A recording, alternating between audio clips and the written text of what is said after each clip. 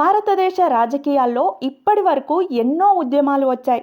రైతు ఉద్యమాలు, విద్యార్థి ఉద్యమాలు, అవినీతి వ్యతిరేక ఉద్యమాలు. కానీ ఇప్పుడు దేశంలో మరో కొత్త తరహా ఉద్యమం మొదలైంది.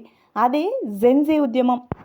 ఇప్పటి యువత అంటే జెన్జీ కేవలం ఓటు వేసే తరం కాదు, సోషల్ మీడియా ద్వారానే రాజకీయాలను ప్రశ్నించే తరం, నాయకులు చెప్పే ప్రతి మాటను విశ్లేషించే తరం.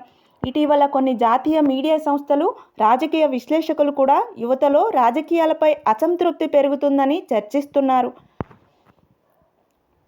ముఖ్యంగా నిరుద్యోగం, వీఐపీ సంస్కృతి, ఎన్నికల హామీలు అమలు కాకపోవడం వంటి అంశాలపై యువత తీవ్రంగా స్పందిస్తున్నారనే విశ్లేషణలు వెలువడుతున్నాయి.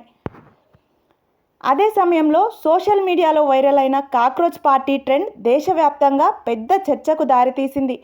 మొదట ఇది ఒక సరదా సోషల్ మీడియా ట్రెండ్లా కనిపించినా తరువాత ఇది యువతలో పెరుగుతున్న అసహనానికి ప్రతీకగా మారింది.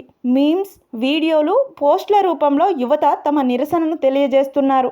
కొంతమంది రాజకీయ విశ్లేషకులు చెబుతున్నదేమిటంటే, ప్రస్తుతం భారతదేశ యువత సాంప్రదాయ రాజకీయాల కంటే ఫలితాలను ఎక్కువగా కోరుకుంటోందని, ఎన్నికల సమయంలో ఇచ్చే భారీ హామీలు కానీ తరువాత మారని పరిస్థితులు ఇవి యువతలో రాజకీయ వ్యవస్థపై నమ్మకాన్ని తగ్గిస్తున్నాయని వారు అభిప్రాయపడుతున్నారు. ఇటీవల కొన్ని సర్వే సంస్థలు కూడా యువతలో రాజకీయాలపై నమ్మకం తగ్గుతుందని సూచించే నివేదికలను ప్రస్తావించాయి.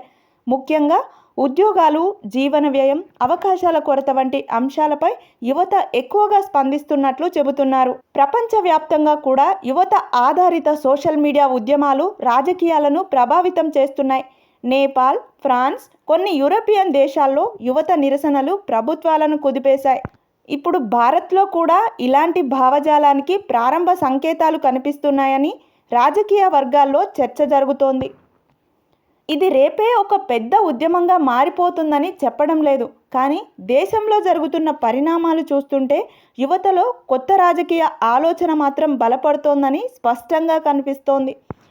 రాబోయే రోజుల్లో భారత రాజకీయాలను నిర్ణయించేది కేవలం రాజకీయ పార్టీలా, లేక సోషల్ మీడియా ద్వారా స్పందిస్తున్న జెన్జీ తరమా అనే ప్రశ్న ఇప్పుడు దేశంలో చర్చకు దారితీస్తోంది.